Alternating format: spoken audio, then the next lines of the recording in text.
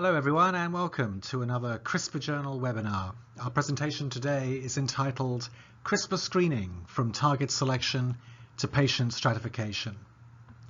Our sponsor is Horizon Discovery.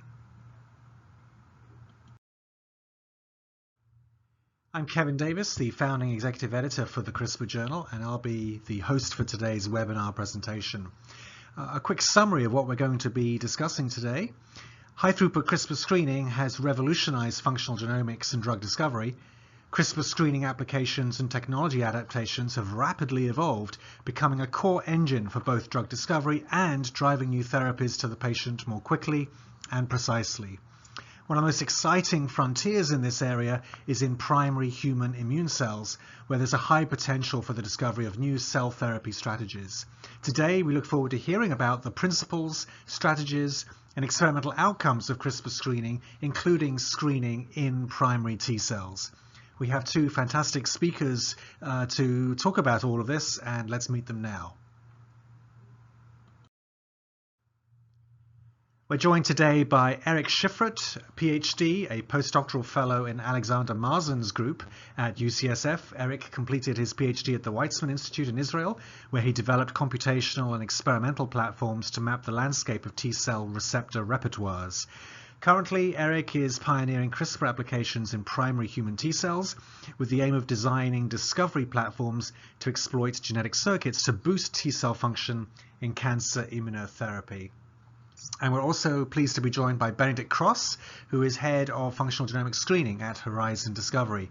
Ben completed his PhD at the University of Manchester and trained as a postdoc at Cambridge before joining Horizon in 2013, where he has expanded the company's functional genomic screening capabilities. He led the establishment of pooled CRISPR-Cas9 screening at Horizon and co-developed the dual screening methodology with CRISPR-I and CRISPR-A to target complex mechanism of action analysis. Before we get started, just a reminder that we want to make this as interactive as possible, and so we encourage you to submit questions for our Q&A session at the end of the two presentations. We'll try to get to as many of your questions as we can, so simply hit the Ask a Question button on your screen, type in your question, and we will collate them and get through as many as we can at the conclusion of the two presentations. All right, let's get our webinar underway. We're going to start with Eric. So Eric, a warm welcome to you, and over to you.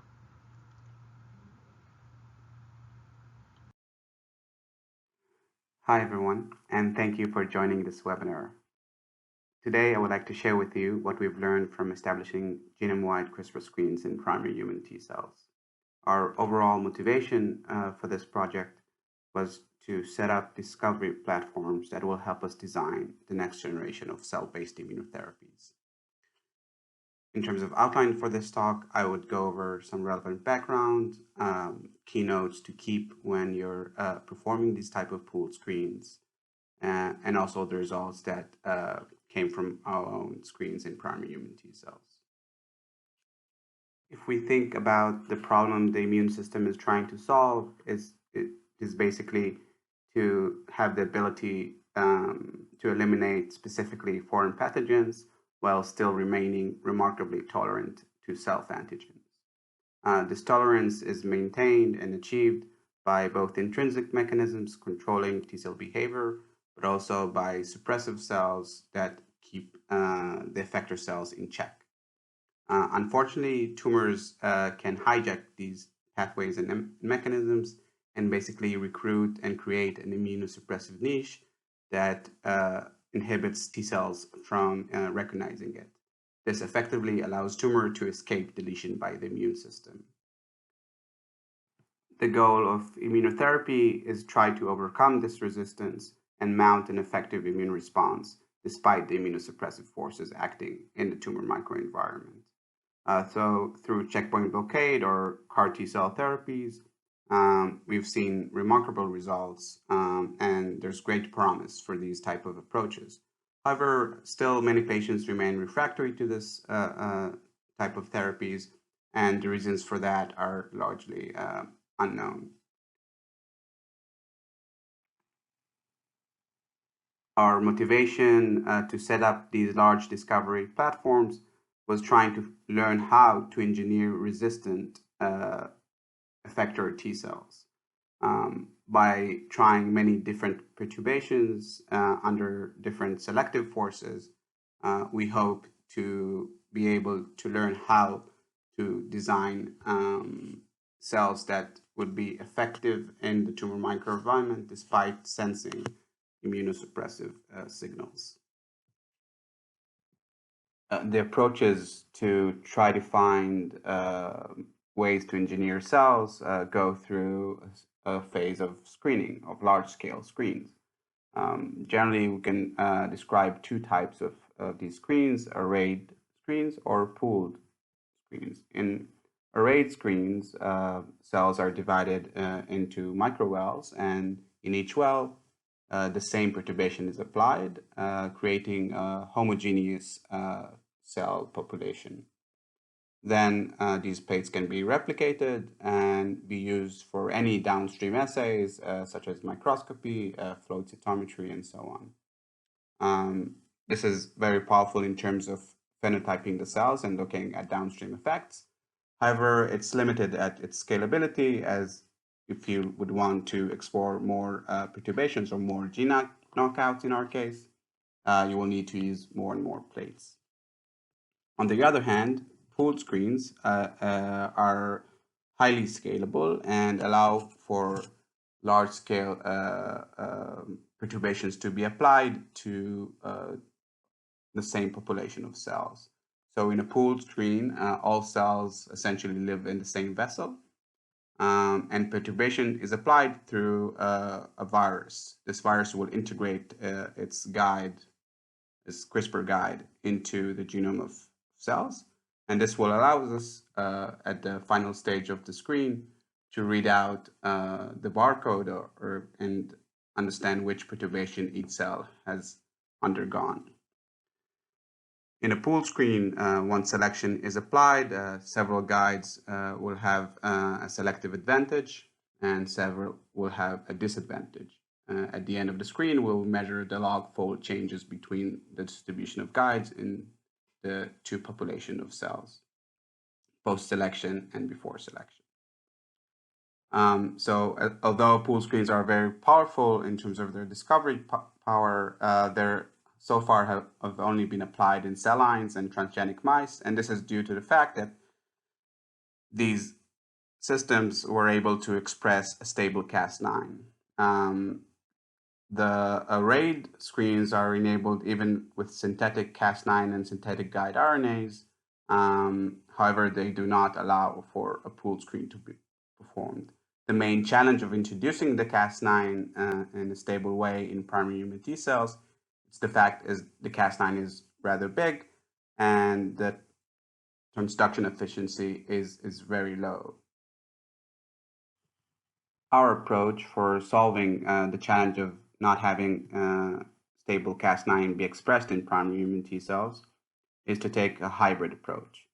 We will introduce the guide with a lentivirus. This lentivirus is compact and small and can effectively transduce primary T cells. However, we will introduce the Cas9 as a protein through electroporation, similar to the RMP electroporation method. We call this approach SLICE, or a guide RNA lentiviral infection coupled with Cas9 electroporation. So our first task was to see if this works for a candidate target. We chose CD8 alpha receptor as it highly expressed in CD8 cells. And we performed this pilot in 2 independent donors. Population of cells was transduced with the lentivirus expressing a guide targeting the CD8 alpha receptor, and these are displayed in the green distributions. As a control, we also used cells that were transduced with a guide that is a non-targeting guide and not matching any part of the human genome. And these are the gray distributions. So by flow cytometry, looking at the protein level, we can see that the CD8 alpha receptor is very efficiently knocked out in the majority of cells. This showed us that this hybrid approach is viable and we could advance to pools from this single guide pilot. Also, we wanted to show and see that this is effective not only in CD8s, but also in CD4 T cells. And here, for a different target, CD45, we can also see that the majority of cells lose the protein if they express a targeting guide, whereas the control cells remain at wild type levels.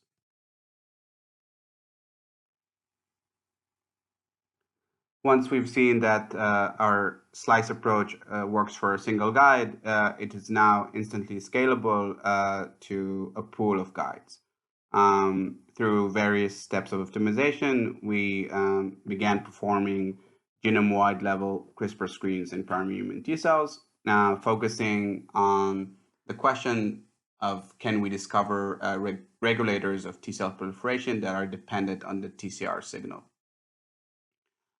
So after we applied the slice approach with a genome-wide library to a pool of T cells, after 14 days in culture, we exposed them to a polyclonal stimulation using CD3, CD28 antibodies. At the day of restimulation, we also stained cells with a cell proliferation dye, or CFSE, that will help us detect cell divisions. This dye starts at the highest level in undividing cells and will be diluted as cells divide. After 4 days post the TCR stimulation, we using a sort fax machine, we sorted the cells to the non-dividing compartment and the dividing cells. After pelleting the cells and preparing libraries for next generation sequencing, we now have an abundance of guides in each of these populations. For every guide in a library, we can calculate the log2 fold change between the non-dividing cells and the dividing cells. Positive values would mean that the guide is enriched in the dividing compartment. Looking at 3 top positive candidates and 3 top negative candidates, we can see that there is a very good consistency across guides targeting the same genes. At the bottom, we can see hallmark essential genes for TCR signaling, VAV1, CD3 delta, and LCP2, and they're all depleted in the dividing cells. Whereas CBL-B, CD5, and UBASH3A, also known negative regulators of TCR signaling, when they're knocked out, they're actually pushing cells towards T cell proliferation. Looking more globally, we can try to ask how significant our each gene is in our screen. On the y-axis, this is depicted by the minus log 10 of the p-value from the magic algorithm output. And on the x-axis, we can see the magnitude of the effect. So we can see that there's many genes that some of them have been described in the literature, as I mentioned, like CBL-B and CD5, DGKZ, and others, but also many novel genes or genes that were not previously described in literature as having a role in T cell proliferation. To annotate this gene lists, we looked through gene set enrichment analysis, and we were very content that for at least the essential regulators, those involved in TCR signaling at the bottom, we can see that there's a very high enrichment of them in the non-dividing cells. So as I mentioned, LCP2, VAV1 all show up as essential regulators. On the other hand, to find negative regulators and try to find links between them, that is a bit more challenging. But still, when we look through the literature, we found a paper that performed an in vivo shRNA screens to find guides or genes that would increase the infiltration of T cells into tumor tissues. This is an in vivo mouse model. But still, we were very content that many of our hits like CBB, SOX1, DGKA, NZ, and so on, are actually both enriched in our screen that was done in vitro in primary human T cells, but also in the screen from the literature that was done in vivo in mouse tumor models.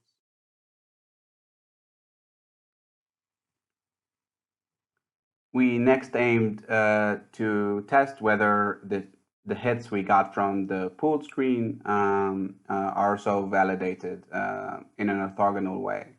The way we approach this is using Cas9 RMPs, a synthetic Cas9 protein assembled with a synthetic guide RNA. This allows, as I mentioned in the beginning, for arrayed screens to be performed. The advantage of arrayed screens is the population of cells can now be propagated through replicate plates, and each plate can be used for a different phenotypic assay. So taking our top candidates, CBB and CD5, from the pooled screen, we performed with 2 different guides and 2 different donors a knockout array experiment. At the top 2 rows, we can see that CD5 and CBB really push T cells towards proliferation, whereas in the 3rd row from the top, the non-targeting control only mildly allows cells to proliferate. LCP2 at the bottom row, which is an essential gene for TCR signaling, completely disables the cells to respond to the TCR signal and go into cell cycle. We did this now in a more quantitative way from each CFSE distribution. We extract a parameter that is called the proliferation index, and we do this by fitting the Gaussian curves. From these parameters, we can now look at many of the genes that we've tested in their arrayed screen portion.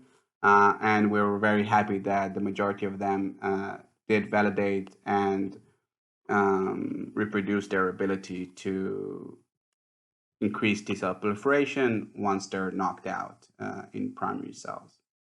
So CBB, RASA2, UBESH3A, TNF-AP3, CD5, and so on have really have an advantage over the control. We do know that some of the hits are not validating in this phase of arrayed screens, and they are perhaps interesting by themselves. Another thing that arrays allows us, as I mentioned, to do multiplex phenotyping is also to check how these T cells will now interact with tumor cells. We introduce the antigen specificity to these T cells by using a lentivirus that expresses an antigen-specific TCR targeting the NY-ESO antigen. So antigen-specific cells will also be introduced with various gene knockouts using Cas9 RMPs, and then co-cultured with the model cell line, in this case, A375 melanoma. These cell lines are expressing an RFP protein that allows us to count them under the microscope. And this will go through a time-lapse live cell imaging machine called the IncuSite. On the bottom left, you can see how one representative image of that IncuSite system looks like. Whereas when T cells are not introduced at all, the A375 grow quite freely, and we can see that they fill the plate. When T cells that were knocked out for non-targeting control, basically, cells, the A375 are still inhibited from growing. There are some naked patches in the plate.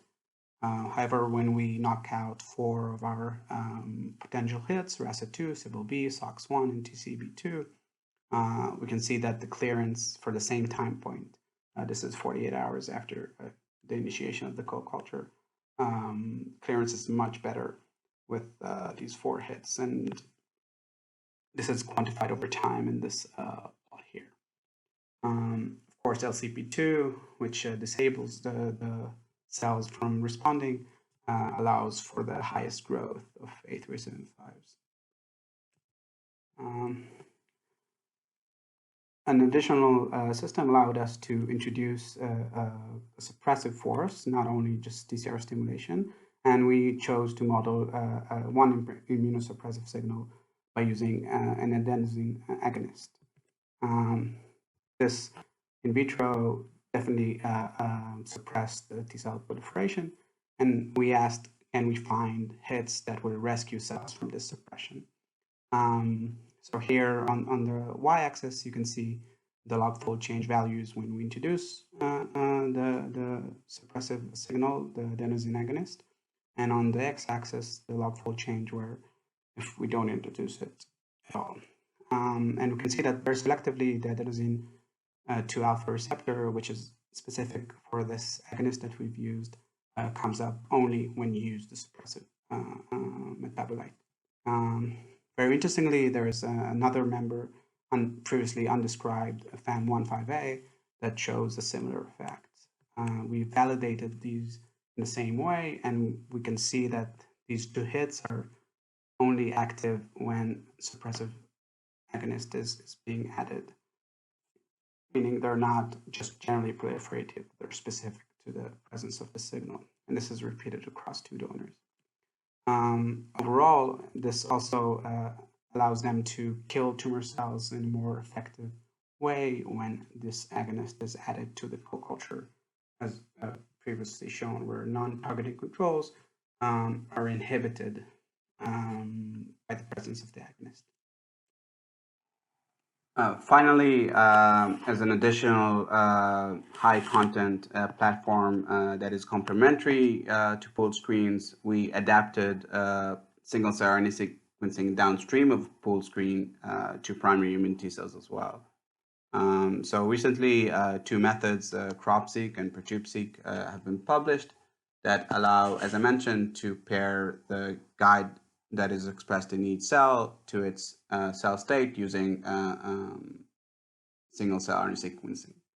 CropSeq solves this capture problem using a unique vector that expresses the guide cassette within the LTR region of the lentivirus.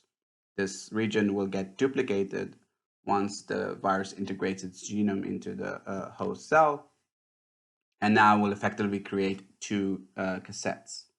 One of these cassettes will also be transcribed by the F1 alpha pol 2 promoter. This will result with the poly A tail at the end, allowing for capture of the guide transcript by actually many single-cell RNA-seq platforms. And in our case, this was compatible with the 10x genomics platform. Now, for each cell, we not only get the transcriptome level abundance of genes, but also the guide that was expressed in that cell. This creates a very rich data set of many-to-many matching between guide perturbations and the resulting cell state. So we applied this CropSeq vector to the same system we had with Slice, just using a CropSeq vector introduced with 48 guide RNAs. There are various hits from our genome-wide screens. So we performed more or less the same timeline, and at the end, we just submitted to 10x sequencing. In this case, we used stimulated and unstimulated cells, and for each arm, we used 2 independent donors. So first, we can see that there is clustering for resting cells overall in these UMAP plots towards the left of the maps, whereas proliferating cells will show up on the right, showing Ki67, which is a marker of cell cycle, and granzyme B, a marker of T cell cytotoxicity. We can now, because for each cell we also know which guide was expressed in there, we can ask, can we see a clustering of cells carrying a certain guide in one part or the other of this high-dimensional map. And we can see here that, as I mentioned, our top 2 candidates, CBLB and CD5, the cells tend to cluster in the upper right corner of this UMAP, where that is compatible with where we see cycling cells and highly cytotoxic cells. LCP2, our negative control, shows clustering of cells in the resting area, where the non-targeting control overall has a very even distribution across. We can now subcluster this UMAP based on similarity in gene expression and ask, can we see association between cells carrying a certain guide and their cell state or gene expression patching. And we can definitely see that for some of the guides, they tend to cluster very typically with clusters that are associated with proliferating cells and activated cells, whereas some are negative hits like LCP2 and CD3 delta tend to cluster in the resting on undividing clusters, such as cluster 10 and 11, you can see here. So to summarize what I've showed you here today, we established a modular and powerful discovery platform using CRISPR genetic screens and primary human T cells.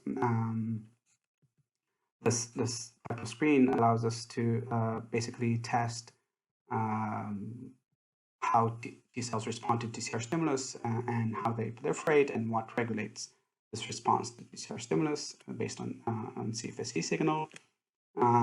We can take the screen heads and check their T cell activation in vitro cell killing and show that they're also boosting, as I mentioned, in vitro tumor models.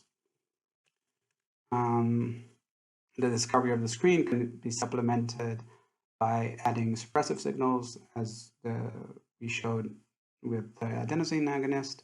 And also the information you get from each screen can be improved and boosted by using downstream single-cell RNA sequencing.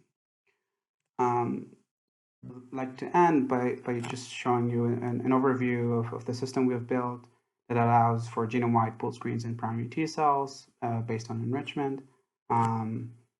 You take those heads and you perform arrayed screens, which can be done using various phenotyping methods. And as I mentioned at the end, using crop-seq vectors, you can also perform a targeted pool screen and have a high molecular content readouts using single-cell RNA-seq platforms. So I'd like to end by acknowledging the people that contributed. Julie Carnevale is a clinical fellow at UCSF, who basically is my equal partner in this project. Her mentor is Ellen Ashworth. I would like to thank my own mentor, Alex Marson, for guiding me throughout this project, and the people in the lab that helped us out and set this up. Thank you all for listening, and I'm happy to take any questions. Thank you very much, Eric. An excellent presentation to get us started. Okay, before we move on to our second speaker, a quick reminder to submit your questions for our Q&A session at the end of the presentations. Just hit the Ask a Question button and type away. All right, it's time for us to now welcome our second speaker. And we're going to have Benedict Cross from Horizon Discovery talk to us now. Benedict, over to you. Thanks very much, Kevin, and thanks also to Eric for a fascinating talk there about the T-cell work that they've been conducting in UCSF. I'm going to broaden the net very slightly and think about more of the general principles associated with CRISPR screening technologies, some of the different modalities at which this kind of technology can be deployed, and also to try to think more directly about drug discovery and maybe drug-gene interaction analysis, which is something we conduct a lot of here at Horizon. When you think about the basic properties of CRISPR-based screen or functional genomic screening in general, what we're trying to do is to couple the gene perturbation that you're enacting in the cells to some sort of phenotypic measurement to allow you to bring gene identification out of that analysis on a very, very high scale so that you can start to interrogate gene function in a very, very systematic fashion. And one of the things we find really interesting about CRISPR-based screening is the very broad applicability of this technology throughout the drug discovery process. And that it means in simple terms, that these kinds of technologies can be deployed in very early target discovery. Just as Eric has shown you, you can take an unbiased approach to exploring cell function in lots of different cell systems and really start to build a pipeline for ultimately maybe bringing either some very exciting things to the clinic or to patients to hopefully drive better therapy, but also to understand some fundamental properties of biological processes. But then also right at the other end of this drug discovery process, if you like, what we're looking at being able to do with this kind of technologies is also predict how drugs, once they're developed, are going to behave in the clinic by simulating population dynamics and diversity of patients at the genetic level and asking questions such as how does that drug or prototype drug then interact with that population? Where can you, for example, identify genotypes which are selectively resistant or selectively of heightened sensitivity to a given drug? And then in the middle, you've got all sorts of other opportunities for identifying interactions between the drugs and the genes that you're interested in working with, and really building a much better picture of the mechanism of action of how those drugs are working. And that can be crucial for progressing at any given clinical asset through the regulatory process and into understanding biology as well, and drugs in general. At Horizon specifically, our experiences in using these kinds of tools, as I say, throughout this continuum where you're starting at a biological discovery and going all the way through maybe ultimately to biomanufacture. And we've had the opportunity to do screens throughout this process using subtly different modalities of the technology so that you can actually gain very different kinds of quality and insights from the data that you're generating with these tools.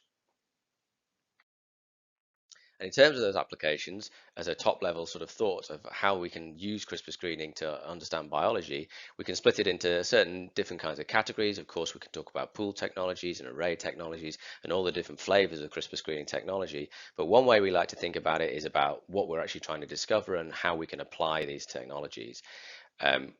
I'm going to focus most of all today on what we describe as drug-gene interaction. So that is the ability to identify specific genetic dependencies of a given drug and understand maybe functionality when it comes to developing potential therapeutic assets. But you can also couple these kinds of technologies, as Eric's shown very nicely, to much more complex phenotypic readouts, be that either flow cytometry or even single-cell RNA-seq analysis, to get very, very different kinds of data for all sorts of different kinds of processes. But to focus in again on that drug-gene interaction study and how we've been using these kinds of technologies in that area, it's worth thinking a little bit about the principles of this technology and how one would describe the data being generated from an either positive selection or a negative selection paradigm. And when you think about pool screening technologies, as Eric has described, what we're looking at doing here is bringing a particular cell type or cell system into an experiment, introducing the CRISPR lentivirus, and then looking at how that lentivirus interacts with the phenotype that you're trying to measure. You do that, of course, through deep sequencing. But in terms of what you're measuring and how you're doing the experiment, it's quite important to think about what's actually happening in that experimental vessel. So when we think, for example, about positive selection, what that describes is a strict enrichment of phenomena that can occur either through flow cytometric sorting, like that described very nicely by Eric, or through the accumulation of barcode abundance by allowing that population to proliferate over a number of different population divisions. And that accumulation or enrichment describes a certain phenotypic phenomena. And in the case of drug-gene interaction, it might well describe something such as resistance to a particular drug, since the knockout of that gene has allowed, for example, a cytotoxic drug to be otherwise inert in its function with those cells. And so those cells that are ablated for that particular gene will accumulate in abundance and be measured by the deep sequencing. And the opposite phenomena, when we're looking at something like negative selection, which is looking for the minor population and or the things which have been specifically dropped out of the population overall. And again, you're still measuring that by deep sequencing, but it's a subtly different way to think about the same data. And here, what that tells you about the way drugs, for example, are interacting with cells and genes is it maybe tells you that they're actually enhancing their efficacy. Maybe you've got a drug, again, maybe a simple example is chemotherapeutic assets that are killing cells. And there you're looking at the elimination of that, or sorry, the exacerbation of that phenomena in those cells, since you're losing those genotypes which are causing that additional increase rather in the efficacy of that drug. And whilst those two things are all were both measured in the same experiment, they're measured with very different degrees of sensitivity. And so we found that we gain a lot of quality from our analyses by specifically designing the sorts of selective pressure that one might apply to those cell systems with the drug that you're interested in understanding in a very specific way to understand technology outcomes better. And this slide here describes that in much more detail. So when we look at, for example, positive and negative selection with a drug which, for example, in this case, is eliminating cell survival, so it's maybe like a cytotoxic reagent, for example, the ability to discover things through positive selection is greatest when that selective pressure is highest. So we have a relatively cytostatic population growth over time, and that allows the emergence of resistance to be most robust and most measurable by the deep sequencing. On the other hand, maybe a sometimes slightly more interesting phenomenon is to identify things, as I said, which exacerbate a drug function when you apply it to cells, maybe increase the cytotoxicity of that drug. And here, of course, if you're running that population at a very high selective pressure, there's not very much further that the drug can go in terms of increasing that efficacy. So you want to run a much, much lower dose, a growth inhibition of 10 or 20 or 50 at the most, where you have an opportunity or a window into which an increase in that drug's function can occur. And knowing how to design these experiments appropriately and also modeling the way the cells grow over time and what the differential is between, say, the control treated versus the drug treated gives you an enormous additional help and power in the way these screen data sets are manifesting. But to think a bit more about the technology, we've spent a lot of time at Horizon working on lenti-based systems in pool tools and using both two-part systems and one-part system. So this is described on this slide where we look maybe at one process which might introduce Cas9 as a stable tool into a cell system, allow that population of cells to grow out and maybe even clone them out so that they're a much more homogeneous population, and then only in a subsequent step introduce a guide library. This has been historically quite useful because early on it was difficult to gain titers of high enough quality in order to actually get this very large otherwise construct that contains Cas9 and the guide library simultaneously into the cells.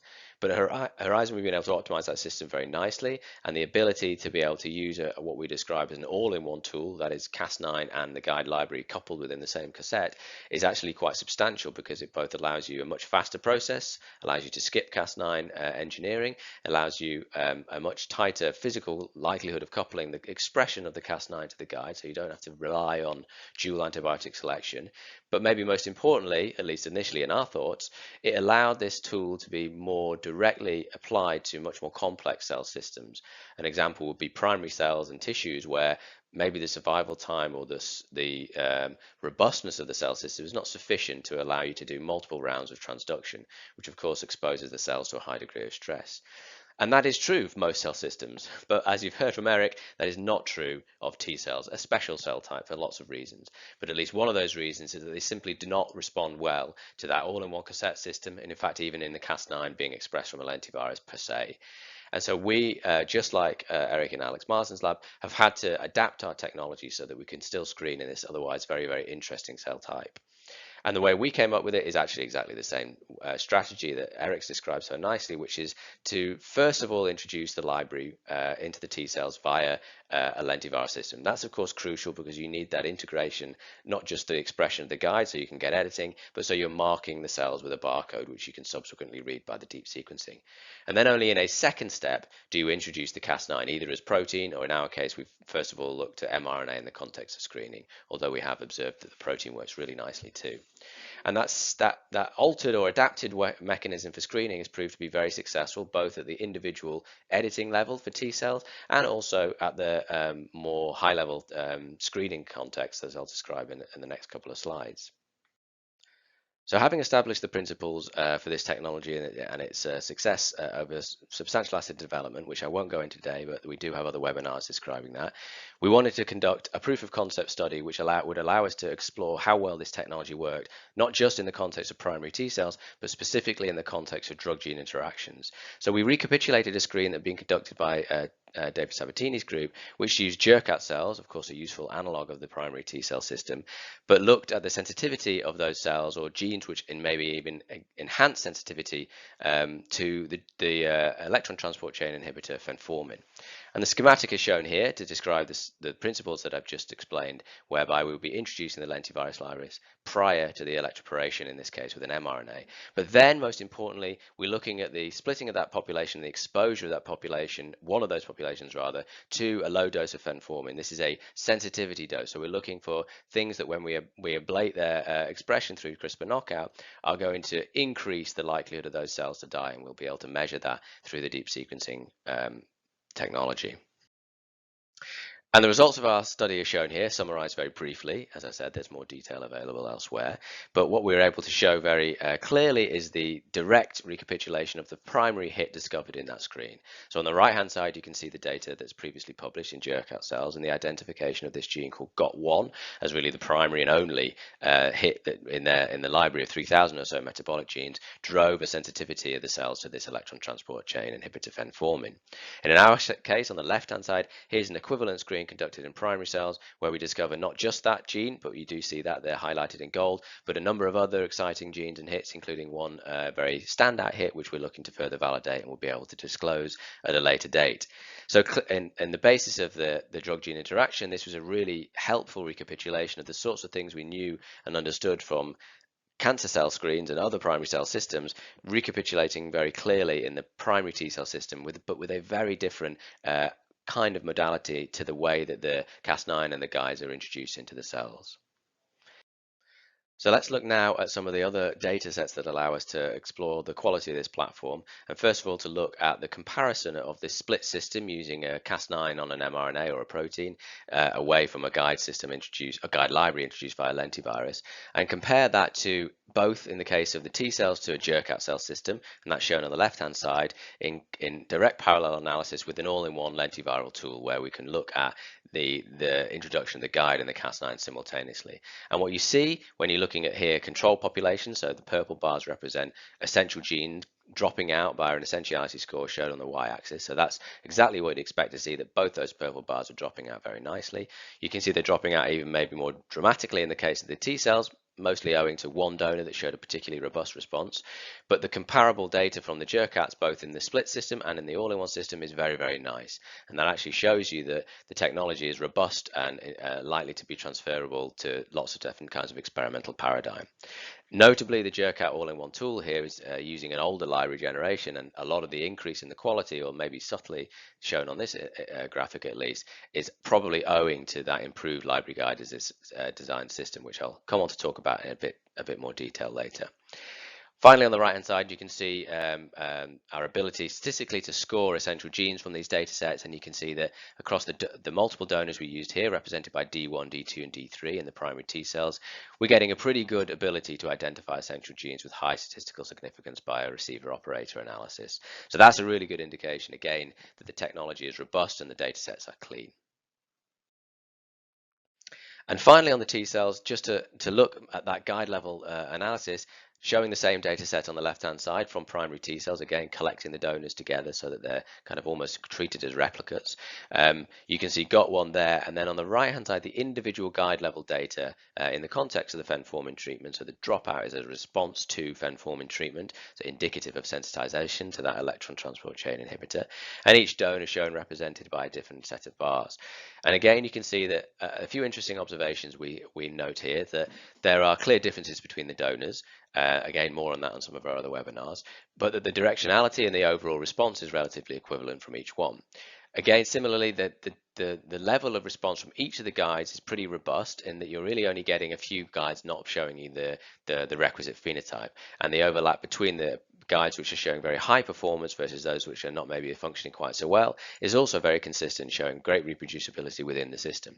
But maybe the most interesting thing from this, from our perspective, from the technical side, is asking ourselves the question about how many guides does one need to conduct these studies in. Here we're using a relatively subset library, so we're not looking in this case at whole genome, but if you do want to go to whole genome, like Eric described, it's extremely important to consider the operational considerations that are going to influence your study design and the feasibility in some cases and the demand elsewhere that will lead you to experimental design. Guide number influences that, so understanding how many guides is sufficient is a really key question in designing the best kinds of CRISPR screens. So I want to come on to talk about that in a little bit more detail and move into talking about our new library designs, which we've developed over the last 6 months or so. We were interested to provide an opportunity to flex our experimental power in accordance with the demands of the experiments. We know that there are some aspects of CRISPR screening which are relatively straightforward to study. Enrichment screening or positive selection screening for things like drug resistance can be conducted really, really robustly using a relatively straightforward or simpler system. Similarly, the discovery of essential genes can be monitored quite robustly using not that many guides or not that higher complexity library as you described. But we similarly know that there are experimental paradigms such as dropout screening or sensitization analysis, or those which are coupled to high throughput flow cytometry for more detailed phenotypic analysis, where the additional guides present in a complex library actually provide you a very valuable additional level of reproducibility and quality associated with the data set, and in turn allows you to be much more confident in the kinds of interpretations you make from that. So here we've designed a library which can be flexed. You can choose either 4, 6 or 8 guides by combining a set of sort of modules of the library, and that allows us to tailor the experimental design to the demands of the biology that you're trying to study. We went on to validate this library design principle by looking at a relatively complex, or maybe usually a paradigm which would require a high degree of sensitivity from a screening system. So in this case, we're looking at screening using all of these different library complexities, so a low or middling or a high complexity library. But here we're looking at identifying synthetic lethal interactions with a PARP1 inhibitor. So that is to say, this is a dropout screen, so negative selection screen or a sensitivity screen, where we're looking for genes which, when we edit them or knock them out, we're increasing the efficacy of this PARP1 inhibitor. Here we're showing you the overall data set, showing you the hits identified from these analyses. In the y-axis, you can see the significance of the effect, and the log fold change on the bottom gives you an indication of the magnitude of the effect. It's difficult to see from this, but there is a clear increase in the number of hits emerging as you increase complexity, although actually the low complexity library shows a very robust overall hit discovery propensity. It's maybe slightly clearer to see the overall improvements that you gain in the quality of the hits that you're getting when you start to build networks from those analyses and start to look at how many additional components or how much more power you have to your hit discovery when you start to increase the number of guides present in this library system. Here you can see the transition from 2 all the way to 8 guides and the number of hits that we're discovering in each case, and most importantly, how we're joining those hits together into pathway analyses. Now, it's not the case that we would consider this to be necessary for everything. I would say it's probably always the case that more guides is better, but there are pragmatic considerations, and there are some cases where it's sufficient to have 4 guides versus in some cases where it's necessary to have 8 guides. And our expertise in some cases is enabling us to advise on those and having the tools in order to choose between those different options and possibilities. Now, just to take a step back and think about guide design principles, not just from the design aspect in terms of how to bring them into a screen, but also how do you choose one's guides? And of course, there are lots and lots of different mechanisms and algorithms developed in order to help people choose or identify the most efficacious guides from any given genome sequence. Ours is called EDITAR, and it works very, very effectively. Importantly, from our perspective, it is based both on a multitude of data, predominantly from arrayed screen functional phenotypic readouts. That is to say that it's not just identified a guide from a pooled dropout screen context, which I think is important for the kinds of quality and transferability that you get from this kind of algorithm. But also the other important factor or feature of it is that it's very heavy on functionality. Specificity we found is relatively easy to achieve. Of course, you have 0 tolerance for any mismatches or 0 tolerance for any multiple guide binding sites. Having functionality as a primary driver for your guide selection also helps to increase ultimately the propensity for the library to perform well and the likelihood that you'll get edits which are going to be functional and cause a phenotypic effect downstream. We've coupled that system with an improved overall apparatus for screening. This is an adaptation to the tracer RNA sequence, which dramatically improved our ability to drive homozygous knockouts, illustrated on this slide by the ability to identify essential genes shown in blue versus non-essential genes shown in black, both before that optimization and after that optimization. And this in general applies to all CRISPR screening exercises that we would conduct using a knockout technology. The ability to drive a high level of homozygous deletion with a high frequency gives you a much cleaner data set and much greater reproducibility. So coupling high quality guide design to the right apparatus, be that an all-in-one system or a split lenti system for the right primary tool or the right primary system, is going to be really key to getting the most quality out of your experimental data set. And finally, just to talk about some additional modalities of CRISPR screening technologies. So most of the conversation today is focused on CRISPR knockout technology, which is extremely powerful and very valuable, especially because it drives such high penetrance of gene perturbation. But we've also had a lot of experience running screens using either CRISPR-I, which provides a transcriptional control approach in the loss of function direction, and CRISPR-A, which allows you a completely different kind of screening opportunity in that you're looking now at gain of function approaches. But probably most excitingly, although all of these individual technologies have their specific place, application, and advantages, most excitingly, we think that there's a lot of additional discovery opportunities to be had when you couple these technologies, either in the case of looking at what we'd call dual loss of function approach, taking both CRISPR knockout and CRISPR-I together and seeing how those hits that are emerge from that screen are cross-validating, and are also there are going to be unique discovery opportunities in each of those platforms. But then also dual direction screening, which is where you take a loss of function approach and a gain of function approach in parallel, and that allows you to explore a completely different kind of screening paradigm. So to look more directly at that dual direction screening approach illustrated on this slide here with this graphic, the reason why this technology is so interesting and exciting is because especially in the context of drug-gene interaction and understanding things like mechanism of action of a given drug, what these kind of technologies can allow you to do is to both cross-validate hits, because since these technologies are looking at opposing phenomena, i.e. gain of function or loss of function, you might expect that hits which affect the response of a cell to a drug, for example, might show you mutually opposing responses in the phenotypic sense, such that, say, for example, a CRISPR-A tool might drive some high degree of sensitivity to a particular phenomena, whereas the CRISPR-I targeting on this very same gene might drive the exact opposite phenomena, say, for example, a resistance effect emerging. And that can be extremely useful and confidence inducing when it comes to taking the hits out of that analysis and starting to validate them in more detail. But there's also a clear additional opportunity, which is to identify things which are not falling into that category, and that might be things which are only selectively going to be activated by one system, or sorry, rather interrogated by one system or another, simply because the biology does not necessarily directly recapitulate in both directions.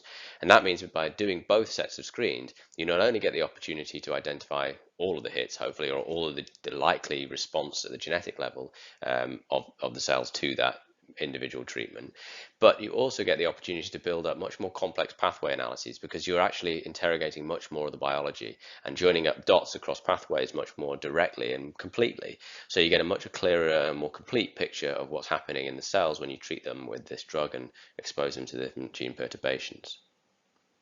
Here's just one example of conducting that kind of screen. Here we looked at the interaction of A375 cells, a melanoma cell with a BRAF mutation, with the drug vemurafenib, which is a BRAF inhibitor specific to the V600E mutation. And what we're plotting here is an overlay of the different screening data sets. So these are whole genome screening data sets, and highlighted in blue are some of the key hits where, for example, EGFR was discovered as a key resistance hit driving elimination of response to vemurafenib when it was upregulated by CRISPR-A, whereas MED12 and in fact the MED family in general were found to be the driving resistance phenomena when inhibited or interfered with CRISPR-I. One of the exciting things we identified straight away in this data set is the emergence of BRAF itself. So this is the drug target appearing selectively almost in that slightly counterintuitive quadrant, which shows that it was driving a resistance phenomenon or the same phenotype either when knocked out or knocked down in the case with CRISPR-I, or upregulated with CRISPR-A. And that may be a slightly paradoxical and maybe slightly esoteric example, but gave us direct drug target identification. And there may be some other examples where that's interesting too. On the right-hand side, I've highlighted a few individual results shown here, the gene level response by log-fold change data, which is maybe an analog of the CRISPR phenotype, or the phenotype data we're plotting on the left. And what's shown there is the identification, first of all, of MCL1, which was cross-validated by showing that it was both has this kind of opposing functionalities when you drive either overexpression or inhibition or interference rather using CRISPR-A or CRISPR-I, and that's already interesting and gives you some insights to how that gene functions in response to the drug, in this case vemurafenib. What was interesting to us was when we started to explore pathways surrounding MCL1. So of course this is an anti-apoptotic factor, and the genes BIM and NOXA interact directly with MCL1 or indirectly in different ways to affect apoptosis. And here we can see the opposing functionality arising, such that in the case of MCL1 we see an exacerbation of the drug's effect using repressing its expression using CRISPR-I. However, in the case of BIM, we can see the exact opposite, where here we have CRISPR-A driving sensitivity rather than CRISPR-I, and similarly for NOx, because these are negatively interacting partners of MCL1. And that means we're able to identify pathway interactions outside of the context of the drug, maybe even generic interactions which tell you something about biological function. But certainly in the context of the drug, it's very revealing to start to understand how this can be built up together in a pathway that can actually give you really specific insights into the way these drugs are interacting with cells across a very wide array of different pathways. So finally, just to touch on some of the other things that we're interested in at Horizon, some of our other platform applications. So of course we have extensive pool screening tools at our disposal, as well as array CRISPR screening, both for CRISPR-A and CRISPR knockout, which is really, really exciting. But we've also got a platform adapted such that it can be conducted in xenograft samples and ex vivo CRISPR screening, which can be very, very useful for validating in a much more physiological model. We've developed a single-cell RNA sync-link CRISPR screening platform as well, which allows us to have an ultra-high resolution phenotypic readout from each individual perturbation, again giving totally different kinds of quality, and Eric has touched on some of the value of that kind of data set in his talk. We can screen also in much more complex models. I've mentioned immune cells in the case of T cells, but we can also look at organoids and spheroids and lots of other kinds of primary tissues or iPSC-derived cells, and this can give you different kinds of opportunities. In many cases, there's an adaptation or platform development required in order to allow these kinds of tissues to be integrated into a CRISPR screening workflow, but we think there are lots of exciting discovery opportunities there too. And then finally, combo CRISPR screening, which is the ability to perturb two genes simultaneously within the same cell, gives us all sorts of opportunities, not just in synthetic lethal target discovery as it's been traditionally deployed, but understanding gene functions through power log analysis, and also maybe even starting to look at pathways or gene families where we know there's a high degree of redundancy or overlap between function, and where observing an individual phenotype might not be possible until you eliminate two genes simultaneously. And that's a really exciting adaptation that we're looking forward to working with more and more people on. With that, I'd like to finish, and I'll hand back over to Kevin. Thank you very much, Ben. Another great talk. So we were about to start our Q&A session. This is your final chance to submit your questions for our speakers. So please go ahead and type them in now, and we'll get to as many as we can. Okay, we've got several good questions coming in already, so let's begin the Q&A. Still time for you to get your questions in, and while you're doing that, just give us a couple of moments to get everything sorted, and we will segue into the Q&A presentation.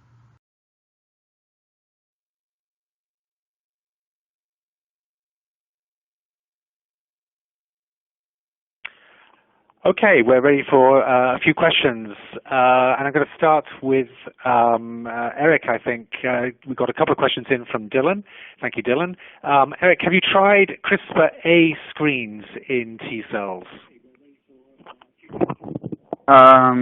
So the main problem with the CRISPR-A platforms is it's necessary to have the Cas9 stably expressed in T cells for a long time. The fact that we managed to do knockout screens, it's mostly because the transient Cas9 performs double-stranded break and leads to a functional knockout.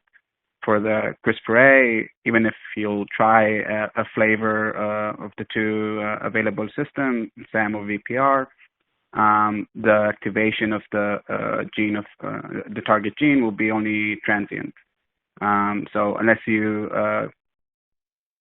are confident that this very transient activation leads to a functional consequence. Currently, because it's very hard to get Staph biogenous Cas9 stably expressed in T cells, the CRISPR-A and CRISPR-I screens are still in the future, I would say. Okay. Dylan's also curious, how long would you carry out a positive-negative selection? That's a great question. Basically, the number you're interested in is the enrichment of guides. So the fold change over the two populations that you're comparing, or the two time points that you're comparing. With Kempler lines, people usually use growth-based screens, and as was mentioned by Ben, you can let the cells just divide and amplify their guide they're carrying. With primary cells, it's harder because it's harder to keep them in culture for that long. That's why actually we used a sort screen that allows for kind of an amplification of the signal to noise ratio. So in terms of how long, it really depends on the strength of the phenotype that you're screening for. Okay. Ben, did you have any other comments that you wanted to add to that? Yeah, I think that's a very good answer. I mean, in general, in cancer cells, things are easier, but it is also possible to sort of simulate some of the things that we showed in that sort of slide with cancer cells, with the death response in a completely different way in other cell systems. So, for example, you can still use flow cytometry to positively enrich, as it describes, for cytotoxicity by staining for apoptosis or just cell death. So the flow cytometer gives you an opportunity to skip all those other normal considerations about how long one might need to grow out your population of cells for positive and negative selection. But in the case that you are interested in doing it in a cell system which allows you to proliferate cells for multiple population divisions, then what we would recommend normally is around 12 population double ends. Maybe more important is to have an understanding of what the differential is between, say, a treated population and an untreated population.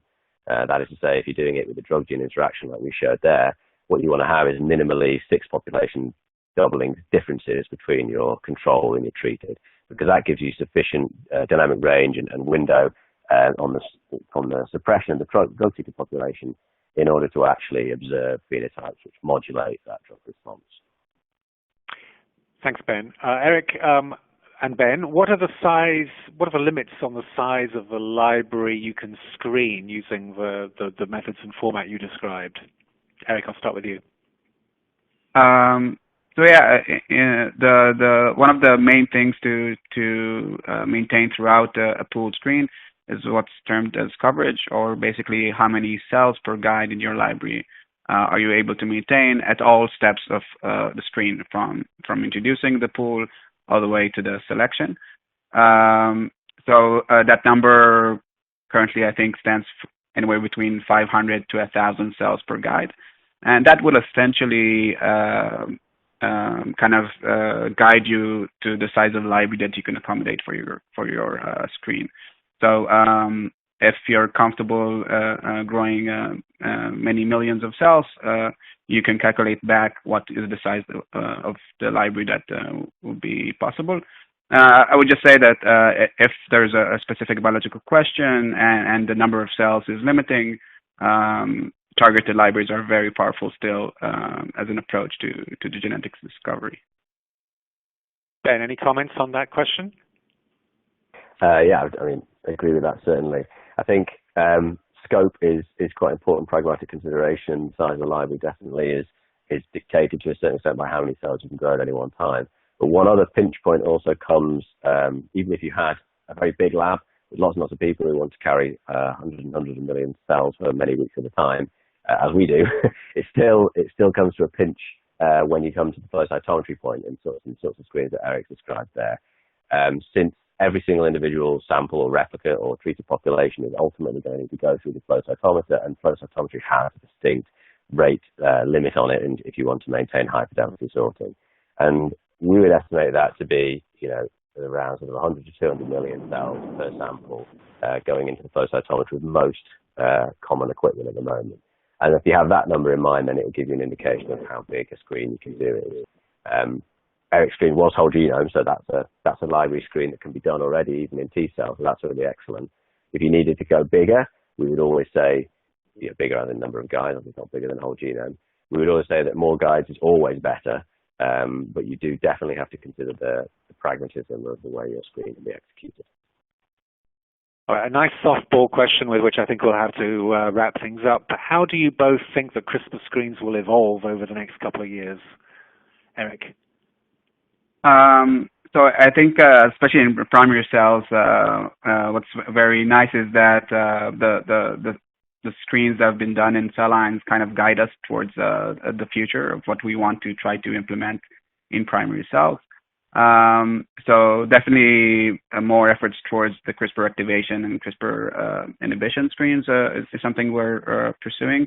And I would also say that the type of information that you get from these targeted screens coupled with single-cell RNA sequencing will probably be very powerful in coming years. So people, I think, that have a very specific biological question in mind can design a targeted library with appropriate vectors, and then couple them to any kind of single-cell RNA-seq platforms, and really in a single experiment create a very rich type of information that can be mined for potential interaction between pathways and so on. So I think the two these two elements, the flavors of CRISPR and the coupling of pooled screens with single-cell RNA-seq technologies will really drive the field forward. Okay, Ben, last word to you. Yeah, definitely agree that the impact of single-cell biology is likely to have a big influence on the way screens go in the future. And you can envisage in 5, perhaps 10 years, as fluidics and sequencing technology platforms improve and costs come down, that ultimately you might conduct all pooled screens with an RNA-seq readout like Eric described there, because it will give you so much more data. And indeed, if you can transfer that to primary cells, that's great too. We also think that there's an exciting possibility of moving more towards base editing-led screen, not just using CRISPR-stop or things that sort of simulate what we could already do with knockout technologies, but using tools which can actually more precisely introduce activating mutations and small polymorphisms at a genome-wide level in a targeted fashion, and that gives you much better ways to model biology and model how diseases are likely to present in terms of clinical application. So that's going to be really exciting to see how that develops too. Thank you so much. So that's just about all the time we have for today's webinar on CRISPR screening. I really want to thank Eric Schifrin from UCSF and Benedict Cross from Horizon Discovery for 2 great presentations and some useful remarks at the close. I want to thank Horizon as well for sponsoring the webinar, and most of all our audience who come from all corners of the earth. We've got people tuning in from China, Hong Kong, Asia, all across Europe, North and South America. So we've had a really geographically diverse and high-quality group of people listening in. So thank you so much.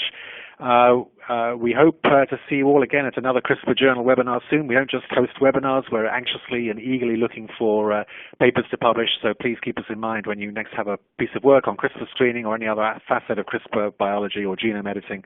CRISPRjournal.com. We'd love to hear from you. But for now, for the whole CRISPR Journal team and for Horizon Discovery, this is Kevin Davis. Thanks so much for tuning in, and we hope to see you again soon. Bye-bye for now.